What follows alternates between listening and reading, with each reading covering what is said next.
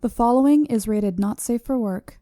It contains strong language, adult situations, and lots of spoilers. Discretion is advised. In the criminal justice system, cinematic-based offenses are considered especially heinous. The dedicated attorneys who investigate these villainous films are members of an elite squad known as the Reels of Justice. These are their stories.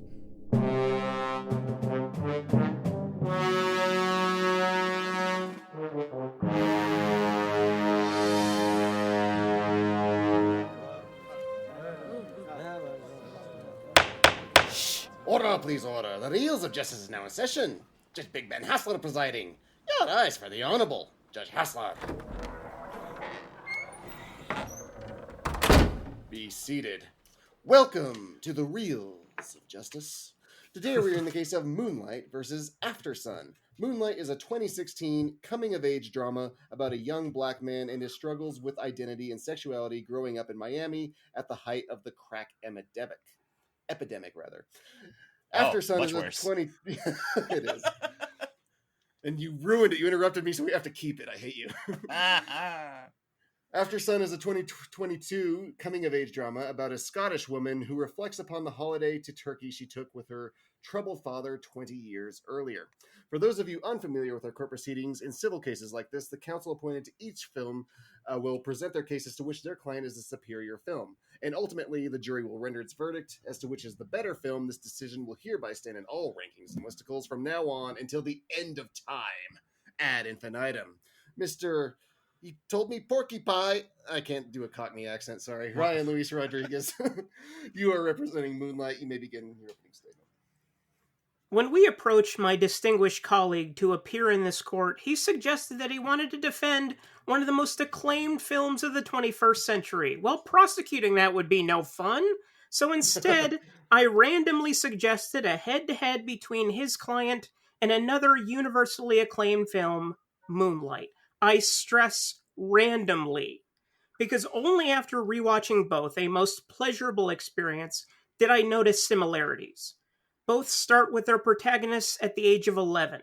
Both protagonists are ultimately queer. Moonlight director Barry Jenkins produced Aftersun. I'm sure there's more that I simply can't think of at the moment. Since I previously recommended Aftersun, I think it's safe to say that I think it's a masterpiece. Having previously defended Moonlight against our friend Bouncin' Bobby Lapierre behind the scenes, I think it's safe to say that I think it is also a masterpiece. So I'm going to do something different this time. I'm going to compare and contrast and try to avoid criticizing.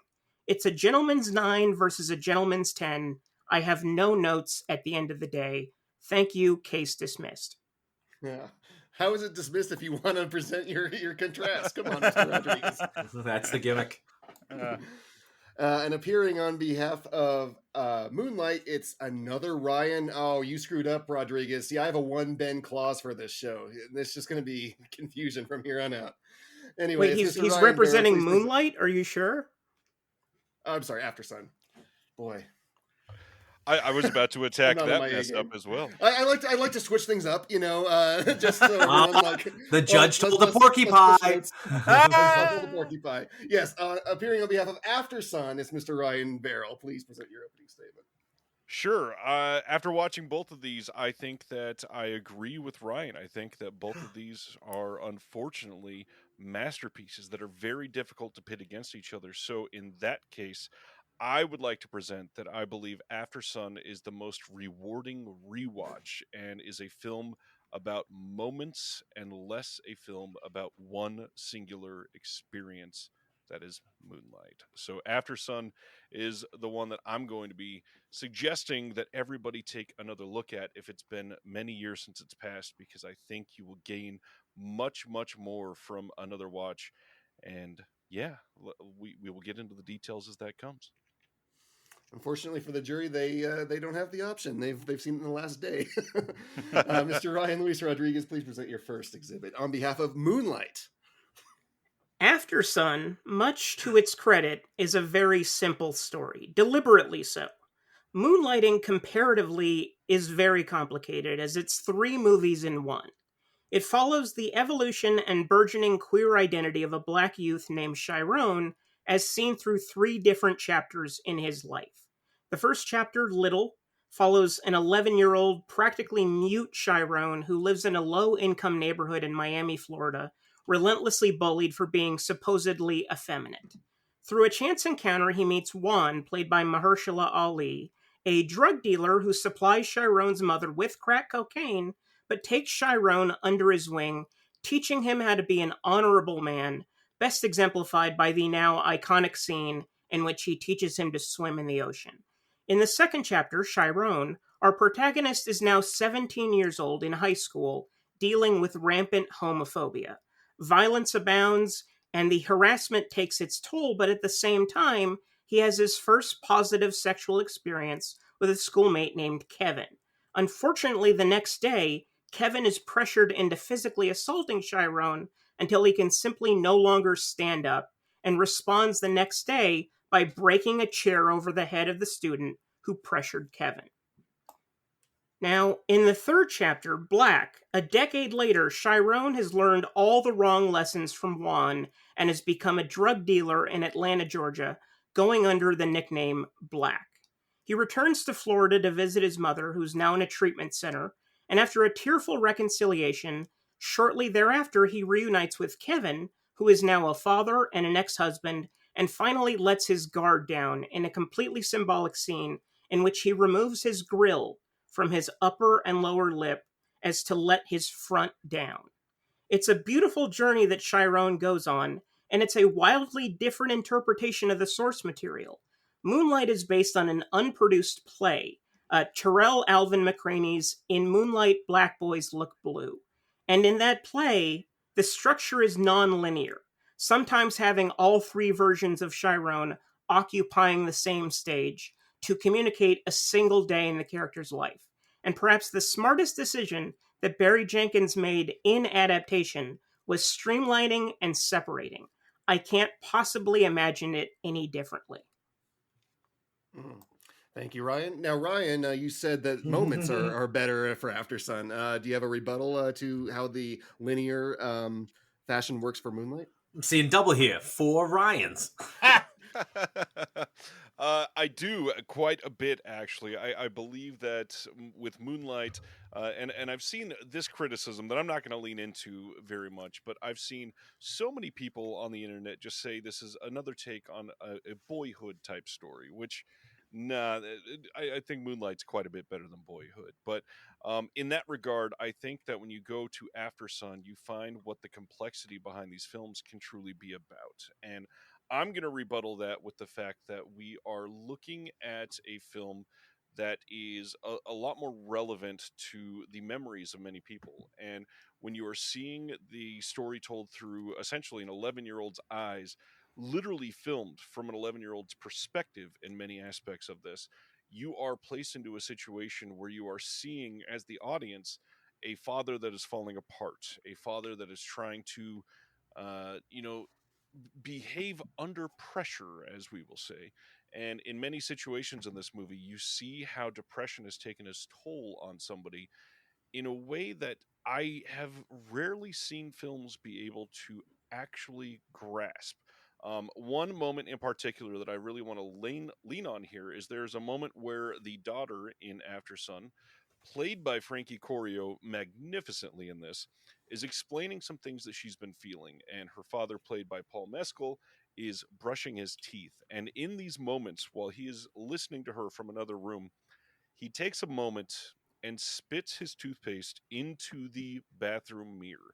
And the frustration felt simply by this very finite, tiny moment is so emotional once you get to the end of the film that it takes another viewing to really understand the gravity of it. And I think that while Moonlight is great at capturing overall overarching emotions told throughout a full lifetime, the small moments in Aftersun are overall more impactful. And when you look at the way that the daughter's life is affected by the father's struggles, the father's choices, the father's disregard for his life in particular, it really means a lot more to me as a viewer. Ryan, would you care to rebut like the relevance that Moonlight has? Well, in terms of Aftersun having the best single moment that is representative of the whole and that really affected Mr. Verrill, I would say that the moment in which Chiron removes his grill was the moment for me that sold. I mean, I was already on board for an hour and 30 minutes before this scene showed up, but the second that happened, I felt so transported into this person's soul that I didn't see them as a character. I saw them as a human being. And there's something transcendent about that I don't want to be too precious about it and I don't want to be too flippant about it. So I'll just say that for me that's the moment that he had with Aftersun. I prefer precious, Ryan. You may present your next exhibit. Okay, I'm going to talk about themes. Now, obviously, Moonlight is not about me. It doesn't communicate the experience of a half Costa Rican, half American autistic man in his late 30s. But as the great Roger Ebert once said, movies are empathy machines. They should provide you with experiences that you are not familiar with and or solicit your identification so that by the end of the film you feel richer and more informed. The richest theme in Moonlight considers black masculinity, a subject that I am not informed enough to ad lib or guess about, so I'm going to relate what playwright Terrell Alvin McCraney has said about the subject. As to why Chiron goes to lengths to alter his persona with each individual chapter, he says that communities without privilege or power seek to gain it in other ways. The one way in which males in such communities do this is by trying to enhance their masculine identity, knowing that it often provides a means to more social control in a patriarchal society. In the film, masculinity is essentially rigid and aggressive amongst Chiron's peer group, especially in the second chapter, having to do with acceptance in one's community. But Chiron is burdened by his identity as a homosexual in that community. Social alienation and homophobic judgment by peers are expected because black gay men are seen as weak or effeminate. In the film, Chiron is placed in this divide as a black gay man and alters his presentation of masculinity as a strategy to avoid ridicule because homosexuality is viewed as incompatible with black masculine expectations. As young kids, Kevin hides his sexuality in order to be singled out like Chiron is. As Chiron grows older, he recognizes the need to conform to a heteronormative ideal of black masculinity in order to avoid abuse and homophobia. As an adult, Chiron chooses to embrace the stereotypical black male gender performance by becoming muscular and a drug dealer. I could go on, but there's so many interviews and Wikipedia articles that I could quote. I won't bore you with them. So let's move on. Some are copyrighted anyway. Mr. Verrill, would Chiron have benefited from Tai Chi, or what does Aftersun have to have to do with this? Well, when we discuss themes, obviously one of the big themes on Moonlight is going to be, the aspect of coming of age. It's told through multiple storylines. It is showing the continuation of an ongoing story, and the aspect that I really want to lean on for that is in Aftersun, we are seeing what is a subversion of expectations. Because when I read the synopsis for this before I saw it, I really felt like I was going to be impacted based on my relationship with my children. I have a 7-year-old and a 9-year-old. And when I watched this, in all reality, I was affected with my strained relationship with my father. And through many of my generation's peers, I think many of us share that same experience. We are seeing a surge in individuals that have realized that their childhoods were painted in a situation where their parents didn't really know what they were doing. And when you become an adult, you sort of realize we're all just kind of, hanging on by the seat of our pants here. We don't really know what we're doing. But something about this film really shows that when you are hitting that age where you're looking back and watching how your parents were parenting you, you can sense those struggles. You can sense those sacrifices. You can look back on the fond memories, as faded as they are, and we see that quite often in Aftersun through the jagged VHS effects of the camcorder. You are able to look through those moments and find what really made you the person that you are today. And I think some of those, just simply on a more relatable level, is something that can speak to a generation in a way that Moonlight does a great job. But I really do think Aftersun is a little bit more of a universal truth nowadays. Not me, though. I was torn from the thigh of Zeus. I can't relate. Rodriguez, do you have any further exhibits? Yes, I have 2 more. And it's interesting that we brought up the mini DV camera because I want to talk about cinematography. With Aftersun, we have 3 aesthetics that run through the picture. There's the traditional photography, there's the world as seen through Sophie's mini DV camera, then there's the fantasy rave. But all of these aesthetics intermingle. Moonlight, on the other hand, is, as mentioned before, 3 movies in one.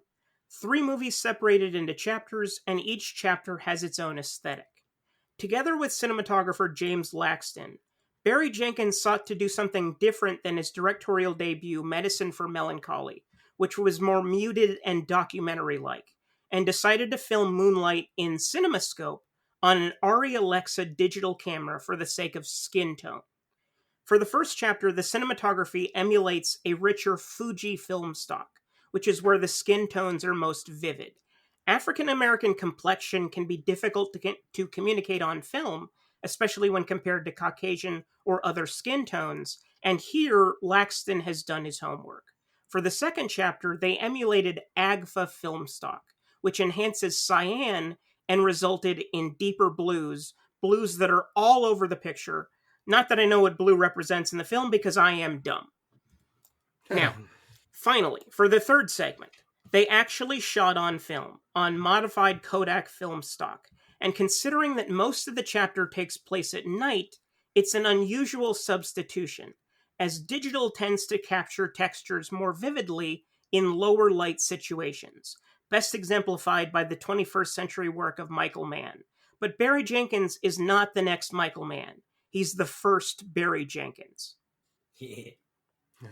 Mr. Verrill, Fujifilm stock, Kodak, come on. Does mini DV have something to play here? Well, I will happily admit that Moonlight has something going for it, and it's in the namesake. That is the lighting. The lighting of Moonlight is maybe the most brilliant thing about it. And what I think is most surprising is you watch the film and then go back and take a look at the poster, and you realize the brilliance behind the design of that poster. So I will absolutely say Ryan is correct here. The lighting in this film is 100% gorgeous. Which Ryan? This isn't confusing at all. The rebuttal for that, though, I will say there are many scenes in Aftersun that are done in a way to capture the juxtaposition between a very innocent and coming of age in a weekend holiday, basically, 11-year-old, and a father that is suffering right behind his eyes that we don't always get to see on the outside. One scene in particular that really drives this home is when our father figure here, Paul Mescal, is cutting off a cast himself in the bathroom that is this dimly lit, and going back to Ryan here, dimly lit, very blue bathroom. And Charlotte Wells, speaking of directorial debuts, in her first feature film ever, frames this scene perfectly. It is absolutely cut exactly in half by the wall of the bathroom, and on one side we see the father suffering to get this off, to shed his outer layer, his skin, if you will, of what is holding his body together, while the daughter is on the other side just innocently explaining, laughing her life away, and he is in there shedding his tears at that exact moment when she is trying to unleash everything she possibly can. This film captures everything that Charlotte Wells really is trying to explain throughout this film, and that is that these two things can happen at the exact same time. And without that shot, I don't think it comes across as clearly, because she mastered everything that she needed to in telling the story, because it's a very personal story. Come to find out that her father also committed suicide. And if you go back to her earliest short films, her first short film that she did was called Tuesday. You can actually watch this on Vimeo, and it tells a very similar story. And right now, her career is bookended by this very autobiographical short story and this very autobiographical film here that was monumental for so many people that went through something similar, because it is so hard to watch without feeling it to your utter core. And that's because of shots like this bathroom shot. Thank you. Mr. Rodriguez, you said you had one last exhibit? Yes, I do. There are many brilliant decisions made by Barry Jenkins over the course of producing Moonlight, and one of the most ingenious is the casting. For the role of Chiron, we have 3 separate actors inhabiting the same role over different periods of time. Alex Hibbert plays Little, the 11-year-old version. Ashton Sanders plays 17-year-old Chiron. And Trevante Rhodes plays Black. Now, what's so ingenious about that? Well, he simply picked 3 people to play one. Happens all the time, right? Movies often feature characters in different age ranges. Who cares? But here's where he made his masterstroke. He did not allow the 3 actors to interact before shooting. Once an actor was done with their chapter, the next would come in, and so on.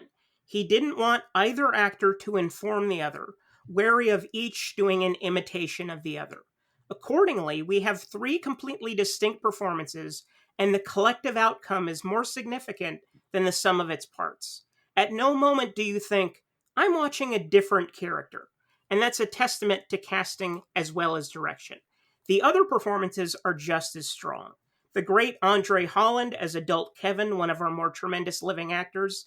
Naomi Harris as Chiron's crack-addicted mother is miles away from Miss Moneypenny and brings such pain to a role that has added significance for Jenkins, considering that his mother was also a nurse addicted to crack. And it would be impossible to address the acting of Moonlight without specifically highlighting the contributions of Mahershala Ali as Juan, who deservedly won the Best Supporting Actor Academy Award for what is most certainly a supporting performance, as he sadly departs the story at the end of the first chapter and is only mentioned thereafter. By playing an unrepentant drug dealer, you could easily color his character in black and white, but in reality, it's gray. The support that he provides Chiron, the way that he tries to help him build his self-esteem and break him out of his shell, it highlights his humanity. We are, none of us, just one thing. Well, maybe some of us are, but not all of us. Take that, Maynard. Yeah. I'm 3 things. Take it, Mr. Verrill. What do you think about the cast? Does anyone in Aftersun stand up to that brick house that Ryan just built himself? There are many, and I will point out that Paul Mescal also nominated for his performance, which was mind-blowing. He is Nominated. Yes, nominated against a very difficult slate. Academy Awards are worthless in this court. Well, beyond that, they also said that it was a weak year when Moonlight won, but we won't talk about that. Get him, Ryan. When we're talking about Paul Mescal, it is really important to talk about his ability to portray vulnerability. He has done this through a handful of films in a row. He has stacked up his career as somebody that is relatable on every level, on somebody that can take an emotion and portray it simply with his eyes and the emotions conveyed through his face. His acting is incredible. It is something that you could literally give an acting class simply based on one of his scenes, because he is that good. But in all reality, the amazing thing about Aftersun is that he is matched toe-to-toe by an 11-year-old that is amazing in this. She is somebody that had never done something like this before. She took every single scene in. She was able to deliver every single emotion that she needed to. She was able to portray coming of age. She was able to portray somebody that was learning about herself in the same, sexual way that we were talking about before. We get to hear about her first kiss. We get to see her discovering drinking. We get to see her learning about herself through this holiday. And then that transfers to another actor playing the same character, just like in Moonlight, in delivering this pained, just the situation that she's looking back 20 years later and feeling the pent up hurt of being abandoned by her father in a way that many of us have not experienced. But through this same quote that Ryan used earlier about this film that is an empathy machine, we get every single item delivered in a way that makes us feel these emotions to the core. And Aftersun, I think, delivers on that in spades. Even though Moonlight tries, I don't think it quite gets there in a way that is so relatable as this, infinite tragedy for somebody that is dealing with the death of a father. Rodriguez, do you have any rebuts or I's to dot and T's to cross? No, I think that was beautifully said. I just want to say that I think that Paul Mescal is better in All of Us Strangers, but that's just me. That's not on trial today. Mr. Ryan Luis Rodriguez has rested his case. Mr. Ryan Verrill, you may present any exhibits that you have. Sure. The first is, as I mentioned earlier, we need to talk about moments. And one of the things that captures the emotion through this film is the moments of Paul Mescal showing the disregard for his own life. Now, this film delivers on this the first time you see it, but for many people, the first time they watch Aftersun, they're not grasping until the very end of the film that what has happened is this tragic remembrance of a situation. And watching this on a repeated viewing, you see certain things that really stand out to you. A couple that I really want to highlight here. One is the father's just complete lack of regard of walking in front of a moving bus. The next one is his ability to stand up on the balcony of a hotel. And we see these situations played out in a way that is, in a word, just nonchalant, which when it's done in such a kind of emotionless, who cares, lackadaisical way, that really highlights the battle of depression that is going on in him. And I will compare this to almost any film on depression and say that it shows that better than so much. So often we see tears, we see anguish as the only thing that people are showing. And for many of us, myself included, that battle things like depression, quite often it manifests itself by you masking it and just handling your day-to-day life in a way where you feel dead inside, and that makes you feel like you can approach anything without regard to your own life. And the way that Charlotte Wells wrote that into this script, but Paul Mescal delivered it, I don't think we've seen done in such a masterful way. And comparing that to Moonlight, those moments stand out as quite a bit more meaningful to me, especially on a revisit. Ryan Luis Rodriguez, I know that you've seen both of these films multiple times. Does Moonlight have more rewatchability to it? I think it does, because I watched Aftersun for the first time, I want to say towards the end of last year, which is when I believe I recommended it. And I was so taken with it and fell in love with it instantly. It was one of those things that it had to marinate with me. But with Moonlight, I had a distance of about 4 years in between viewings.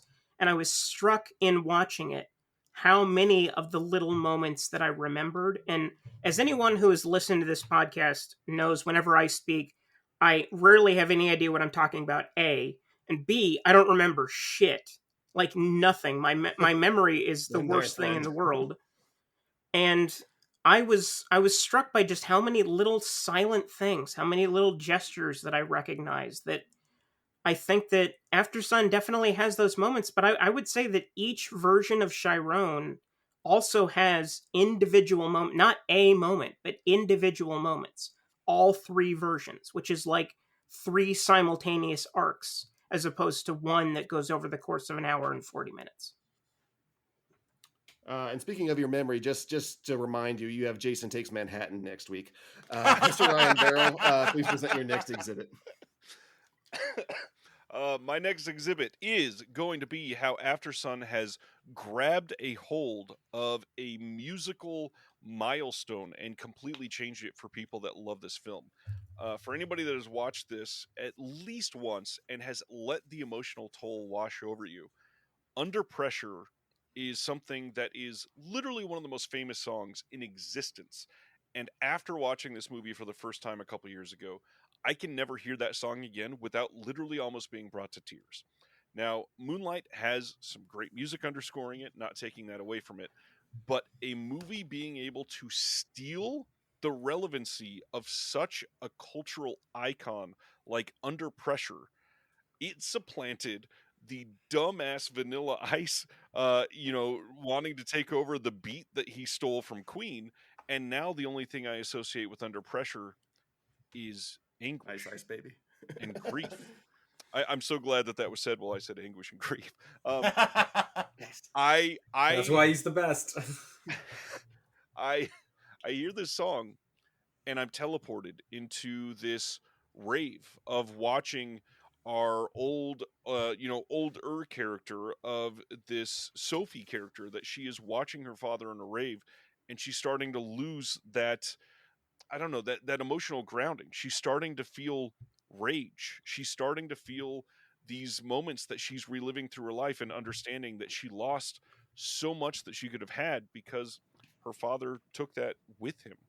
And that musical score, being able to be tied to that and being able to hit in such a dramatic climax when you're realizing the tragic ending of this film that many people, like I said earlier, watch without understanding that that's what happened. You are crushed with the emotional heft of the lyrics in this song specifically. And when you start realizing the pressure that he was literally under, it means that much more. Mr. Rodriguez, is there anything in the music that underscores Sharon's journey? Well, I mean, there's plenty of songs that I can't possibly name, but the score by a person is tremendous. Tremendous score by a person. A person does such a good job. I'm a big fan of a person. Nicholas Bertel. Amazing score. Can't imagine the film without it. I do want to discuss Under Pressure, though, because yes, it is a very well utilized song in the course of the movie, but it's also a song that I've heard in 35 other movies and 18 million commercials that try to sell me laundry detergent or car insurance. Pick one, and it doesn't matter to me. But well, one is poison. But the thing is that I actually think that song is used better in a movie called World's Greatest Dad, which is a comedy about Robin Williams and his son who dies of autoerotic asphyxiation, pretending to write literature under his dead son's name so that he can actually get published. And the movie ends with Under Pressure, and I actually think that it's a better use of that song in that fucked up movie. Well, I'm going to say objection to that and point out that also that is about mental health and just underscores how much that song can have multiple meanings. Overruled, Mr. Verrill. Someone else did it first. Robin Williams did it first. Do you have any further exhibits? I do want to point out one more thing, and that is the fact that this is all set in Turkey and done in a way that is here to highlight this final resting place for memories for our daughter character, Sophie. And she is now left with this beautiful underpinning of her life with her father that she can look back on, and the constant reminders that she has throughout this film that we're able to look back on based on, the VCR recordings and all that. And so there's a couple things that really highlight this for me, and that is the mud pit that they go to together. They reference Cleopatra here. They reference covering themselves in this mud and washing it off again. The other big one is the father, Paul Mescal, buying this rug and just completely not caring about how much it costs because he ain't ever going to have to pay it back. He just simply wants to get this nice rug, and it's something that's being left for his daughter. And the final piece of this that really highlights the memories of this location for her, for me, is the picture that is taken at this final dinner.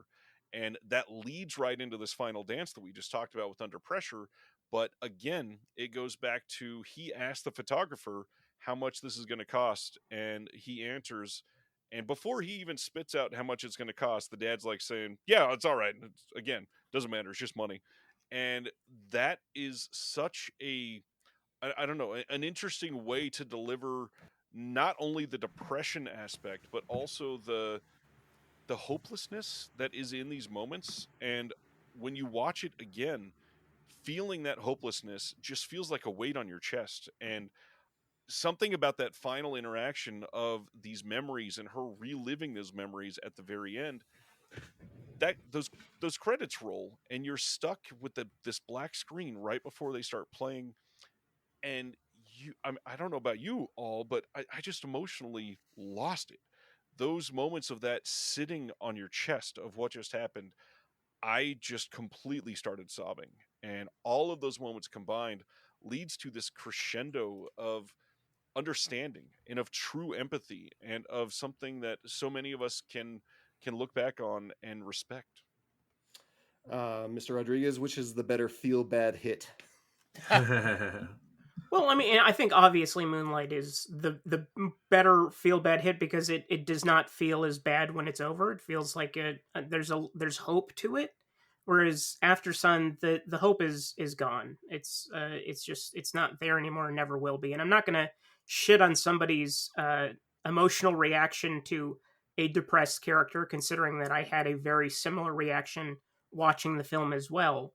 But I think that ultimately I do like the little hope that Moonlight provides. I think that it's a welcome respite for something that is it's such a tragic story for this character going all the way through it. It's nice to know that maybe, just maybe, if he's lucky, he'll be able to have a life that he not just wants, but deserves. Verrill, do you rest on that last point? It's easy to rest on because I think I've made the better points. Whoa. Very well. We'll let the jury decide. But before that, you may present your closing arguments. Mr. Ryan Luis Rodriguez, you may begin. I was initially happy that we got to do this. Sometimes criticizing movies weighs heavy on my soul, even when they deserve it. But to have an hour-long love fest between two masterpieces, neither of which would have made it onto this program alone, it makes me feel all warm and tingly inside. It doesn't even matter which film wins. Again, we're talking a gentleman's 9 versus a gentleman's 10. Advantage me, obviously. Moonlight is such an achievement. A film unlike any other I've ever seen. A film so good I am furious with myself that I didn't watch it until 4 years after it was released. Oh, and it won Best Picture at the Academy Awards. Not stupid La La Land, like absent-minded Warren Beatty suggested. Moonlight. Moonlight, moonlight, moonlight. Evil dies tonight. Thank you, case dismissed. There we go. Evil dies tonight. Yes! Evil dies tonight. Thank you, Mr. Rodriguez. Mr. Verrill, how warm and tingly are you feeling? Please let us know with your closing statement. Quite tingly. We went 36 minutes before my opponent brought up La La Land, which is amazing. I thought it was going to be much shorter. I know, usually it takes them 20. I will say Aftersun and Moonlight are clear achievements of this new millennia of filmmaking that are rarely seen. I think that we had a handful of films from the year that Moonlight won Best Picture that did not quite stand up the test of time for me. I've revisited a few of those, and Moonlight is head and shoulders above the rest. So kudos there to my opponent. However, Aftersun is the clear winner here, in my opinion. Every single time I've revisited this, which now is up to 3 different times that I've been able to bring myself to watch this and feel all of my feelings again, I have sat in it for a week or so and not gone more than a few hours without thinking about very specific scenes. This movie will sit with you. This movie will live in your head as long as you let it. And I think that that is something that shows how important those memories are, how important that life experience is. And when you're talking about an 11-year-old living for the next 20 years, facing the grief of losing her father and watching that rage in this rave scene at the end of this film, it shows why that lasts, why that pain is still there, and why it still feels fresh. Just like it's going to feel fresh for Ryan when I win. Jesus. Confidence. Thank you all. Members of the jury, Mr. Maynard Bangs, Mr. Dylan J. Schlender, Mr. Big Ben Haslar. It's so empty without the Ryans. You have all heard the facts concerning this case. It's now up to you to determine which film is the superior movie. The bailiff will escort you to the deliberation room to render your verdict. Right this way. You know, Filthy Foom, Kodak stock, there's no film on earth that makes this mug look good. My mother has tried. Oh. Also, Ryan's my favorite. Ah. Do you have a interview? Or Yeah, something I'm going to be sometime? doing my Miami 80s drug dealer. Oh, perfect. Well, He has one like ready to go. all right, Al Vorman. Very intellectually distinct he is. Well, this was a very passionate case. No robots in this movie. Either one, unbelievable. know But of. You they keep made me saying that, watch man, them. but you watch it. You like tons of movies without robots. But they have monsters. Schlenzo, what are you thinking of? Man is the real monster. Man, oh my god, it's such a sad state of movies that people say like these are like the best movies of the new millennium. It's like, God, not even close. But let's focus on the. Oh, you didn't like them? We have no, man. People are saying these are the best movies of the new millennium. Well, maybe The best without robots. Yeah, see, this is what I'm We had the saying. Ryans like building these up, and here comes Dylan just to weigh it right Oh, back down. I'm gonna weigh it. I mean, this is the most sophomoric tripe pandering to the eggheady types who want to feel self-important. Don't get me started. But let's just look at them as the films as they stand here today in front of this court in a head-to-head situation. And I have to say, Ryan had the better of it. Yeah, I agree. Absolutely. I know. I gotta get that joke in. So what do we have here with Moonlight? Like Ryan was saying, like obviously this is telling a very specific story, right? And I agree with him. I like that it's non-linear. So if you look at how each story is, well, it's linear. How it is linear. I'm sorry. How it is linear.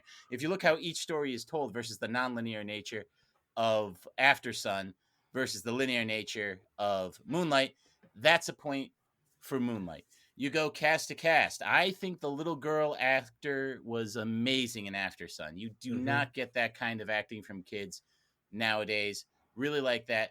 But cast to cast, I mean, you had 3 different versions of the same guy that didn't interact with each other, which is a technique that was stolen from the Incredible Hulk TV show where Bill Bixby and Lou Ferrigno never worked together, and they that doesn't mean it was stolen. It's a complete coincidence. They had to act in the same scenes, not different timelines, mind you. So I got to say, for having the stronger main character in 3 different versions, I would take the kid, the teenager, the adult Chiron versus the kid actor, as great as she was in Aftersun, and she was. I really don't want to understate that. But to have 3 main characters all knock it out of the park for what the material is, that's another point for Moonlight, in my opinion. I think Aftersun is probably a bit more relatable because, you know, everybody has parents and everyone has a relationship. It's true. And everybody has a relationship with their parents. And then if you have kids, some conflicting information to this. No. This is what I'm saying. But like, it may not be a healthy relationship. It may not be a relationship you're even aware of.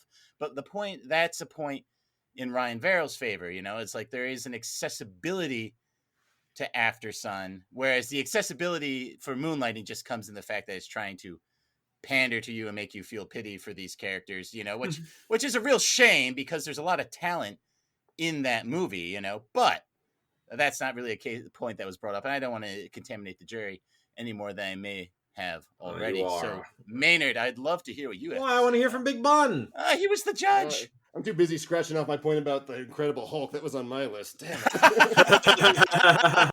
He got one. and nothing, no feelings on it, Ben? Coming of age films really aren't my jam. Both of them were never kind of came of age? Yeah, I didn't. No, I'm still a child. I'm a man child. They're both 7 out of 10s for me, although I will admit that they probably are better than that. That's just how I walk away feeling of it. I feel like I'm not qualified to judge Aftersun because, as Ryan Verrill even kind of admits, there's more on a rewatch. Like, I only kind of really understood what was going on kind of a little over a third of the way through. That made me like, oh no, okay, so the dad's depressed. And then when they started showing like those big Tai Chi books like taking up half the screen, yeah, that conked me over the head with it. But, is Tai Chi's a depression thing? That's to work through it. Yeah, it's like a new agey kind of thing. Yeah. Remember, this was in the mid '90s. It was taking place, so that would have been on brand.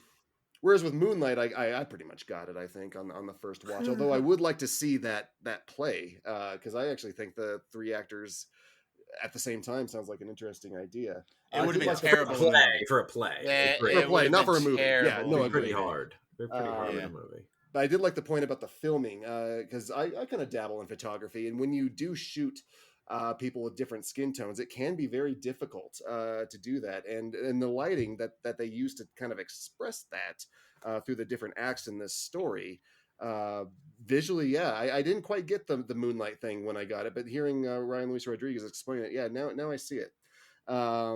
So I don't know. I'm a little torn. I'll let you guys deliberate a little more. All right, so Maynard, what do you got for us? Well, these are definitely not my kind of movies. No robots. You I love relate movies to about each robots. of them incredibly. So thanks both of you, Ryan and Ryan. This is exactly the kind of stuff I like to think about. And I really liked. Well, I can only say Naomi. Is it Naomi Harris? Ryan, yes. who is? Yes, Yeah. Naomi Harris. She was really great. And I thought the best scene in the whole movie was when she screams at Ali. And to me, that was, you're trying to raise up my son, but you're the one also bringing the neighborhood down. I thought that was a really compelling point, but it's not actually really what the movie's about. Not really. It's just sort of a subplot, which was a little upsetting. But I did like the main character, even, throughout all of his ages. Obviously more as he grows up and gets to talk more. Especially the middle, I think, is he's really the strongest one. Whereas in Aftersun, I thought both characters were very strong. Granted, they don't get to, be other people or at another time, but I think both are well performed. So you've got two good characters, I think, compared to one in an ensemble.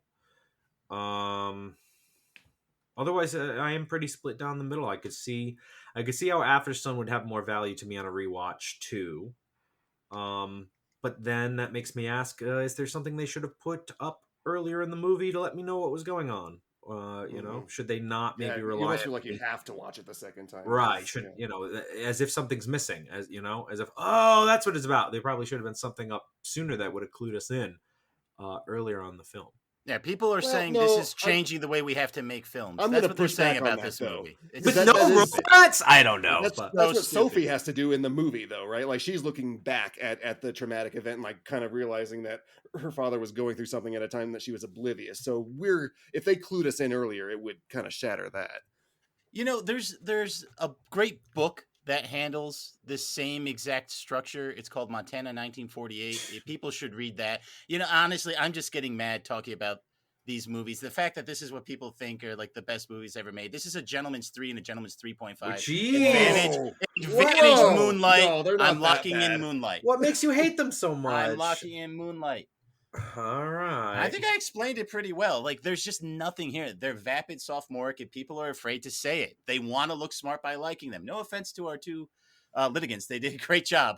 Don't get me wrong. If you have to do the movies head-to-head, we could do the movies head-to-head. But in a vacuum, both are pretty insufferable. I kind of wanted to hear your case against Ryan Verrill. I kind of wish we did prosecute Aftersun. I would have taken it down. There's Schlenzo for you. Big Ben, which way are you leaning? I don't know. I really think that they both shine just in different ways, and that's what makes this sort of comparison hard. I guess if we're comparing them on like the coming of age aspect of it, I guess I got to go through Aftersun because it did have that moment where I kind of like, it made me think about my childhood in like a sort of retrospective way, which is exactly what it was trying to do. That's not to take away from Moonlight. It just was an experience that I had to deal with. Your dad refused to sing karaoke with you? Yeah, he did. That. God, that's exactly the kind of guy who would sing karaoke. The filming is better in Moonlight, hands down, but I think the themes might work better in Aftersun, so I'll go Aftersun. Now, I think I'm kind of drawn more to Aftersun because I think I do relate to it. I do relate to it more. But I think, performances, given the three actors of the one character and the two characters in the other film, I think that's kind of a push. I think stories and themes are kind of a push too. They're both powerful, and I think they show different characters that you don't hear as many stories about, kind of what they go through. I think the difference comes down to technical effects, and to that degree, Moonlight's stronger. I think it's got better lighting. I think all of Ryan's points about it being shot in different manners across each way, I think that gives it the edge. So I'm going to lock in for Moonlight, but it's very close. Ryan wins. Hey, Ryan, all right. We should get out there and tell that very handsome judge. He is handsome, isn't he? He doesn't hear it enough. Mr. Foreman, have you reached a verdict? We have, Your Honor. In the case of Moonlight versus Aftersun, we find in favor of Aftersun. No, wait, I'm sorry. There was a mistake on the card. Actually, the winner is Moonlight. That's Dylan's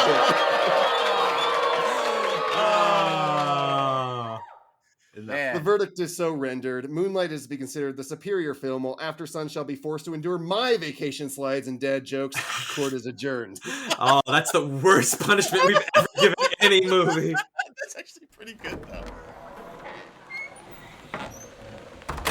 Hey, this is Grande Blanco. Don't worry, Maynard. I'm definitely white, but I am a drug dealer from Miami, reporting to you live outside the Reels of Justice.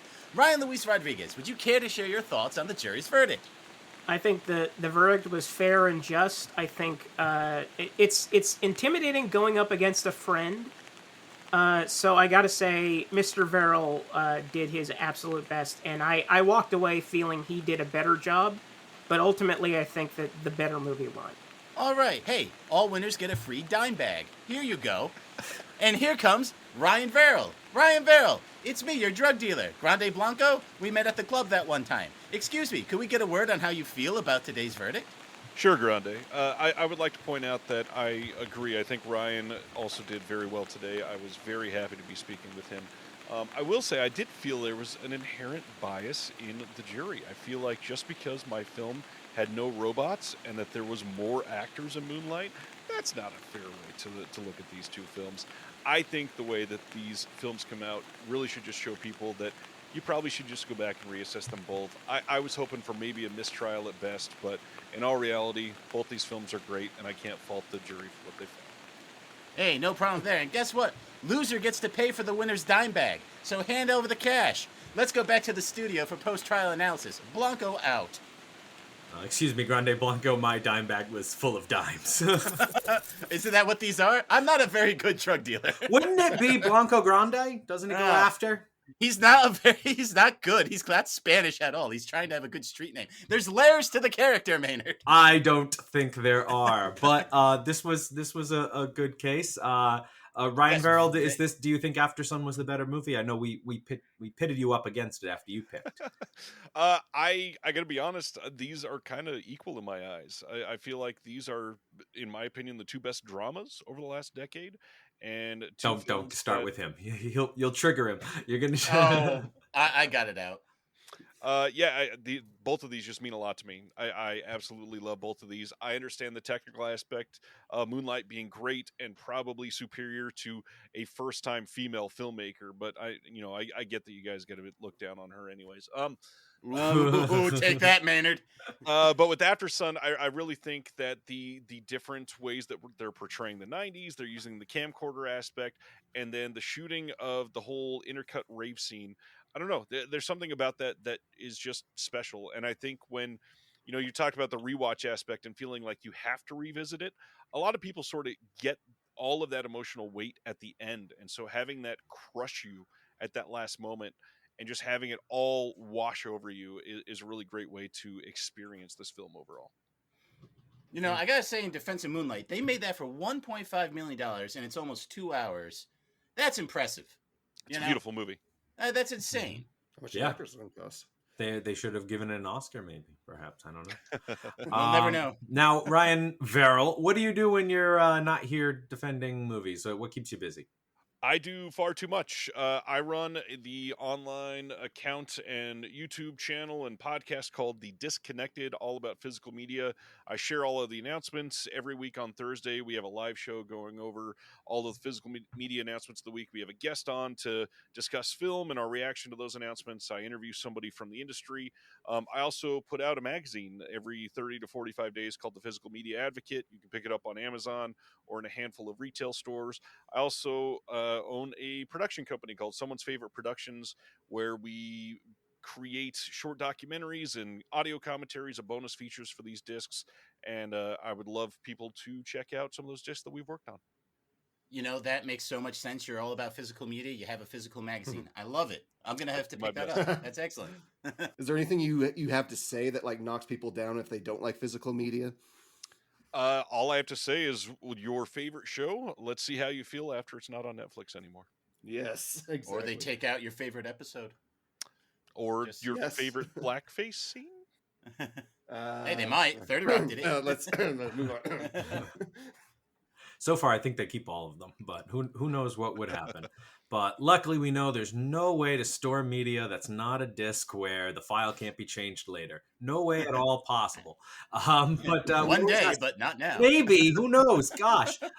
We always ask for recommendations from our guests for movies that you think people should see. So, Ryan Verrill, what is a movie that you think people should see?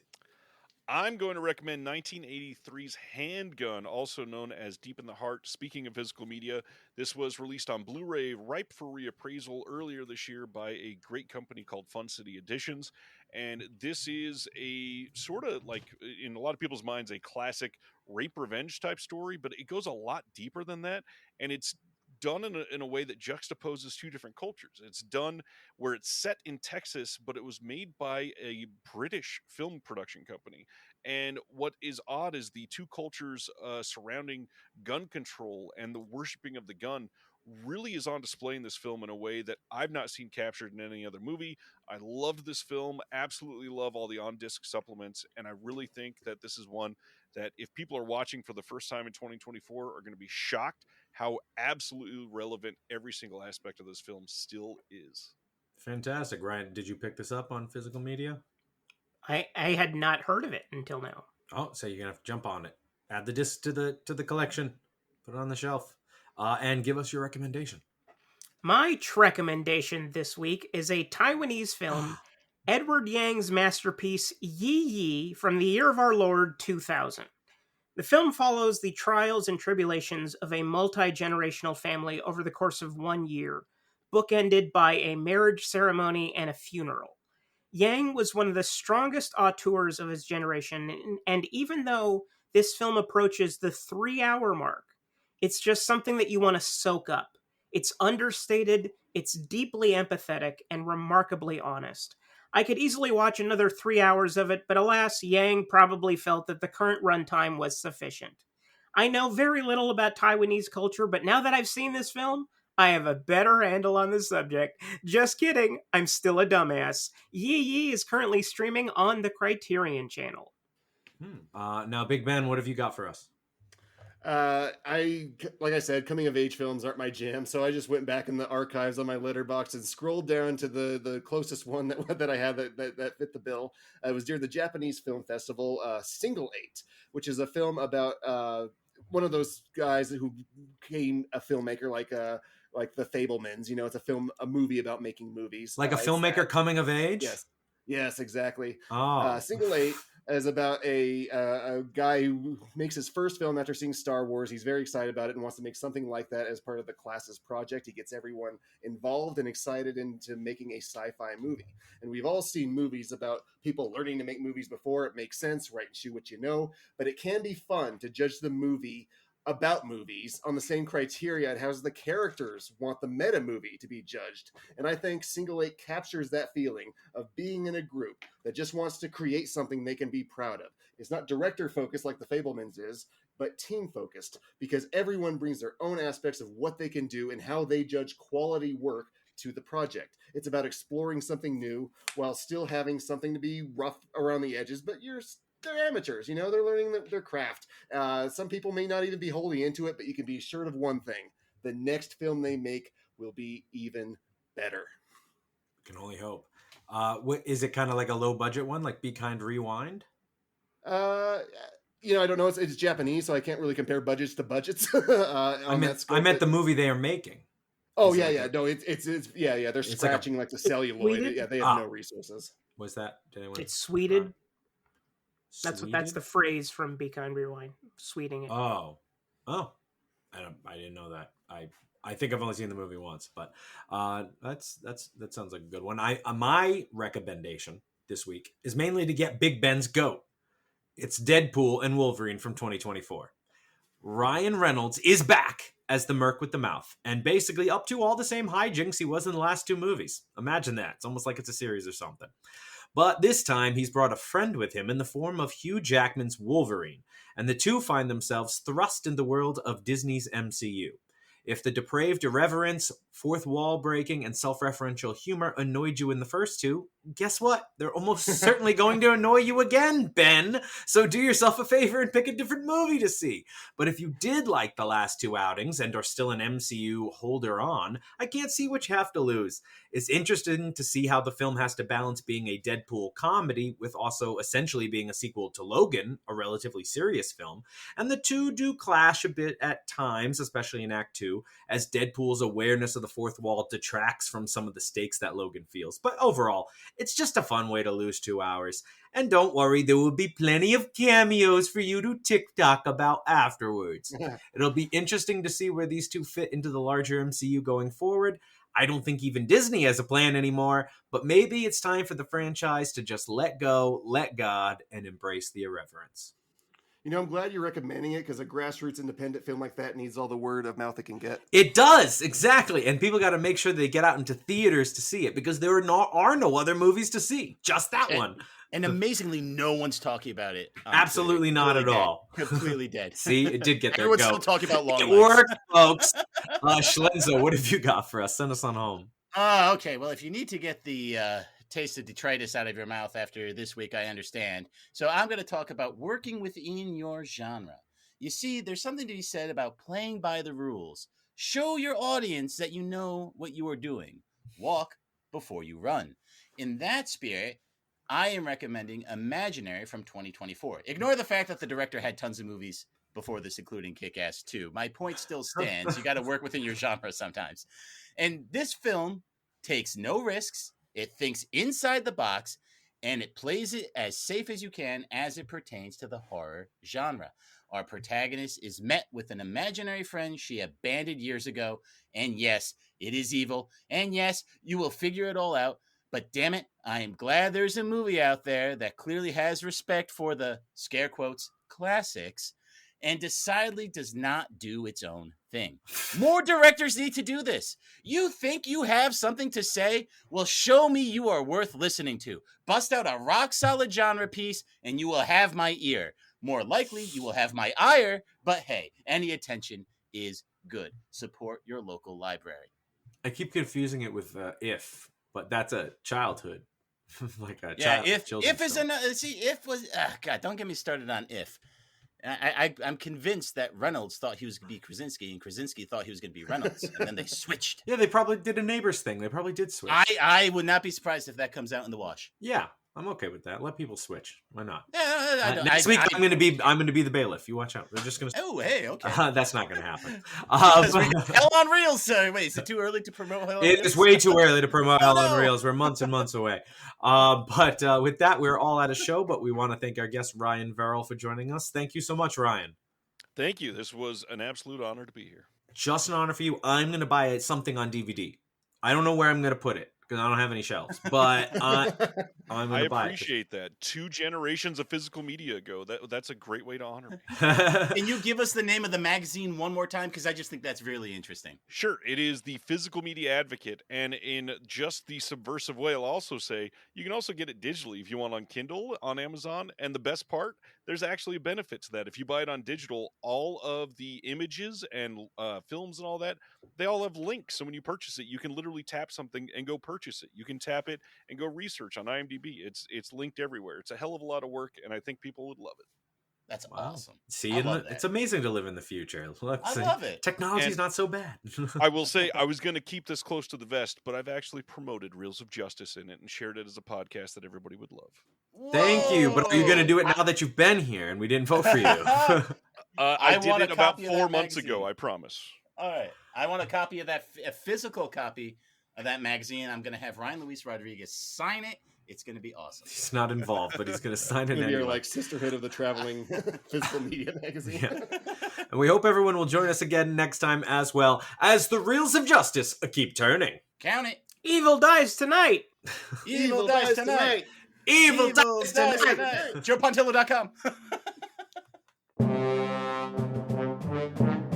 Please follow us on Twitter at Reels of Justice, Instagram Reels of Justice, and Facebook.com/Reels of Justice.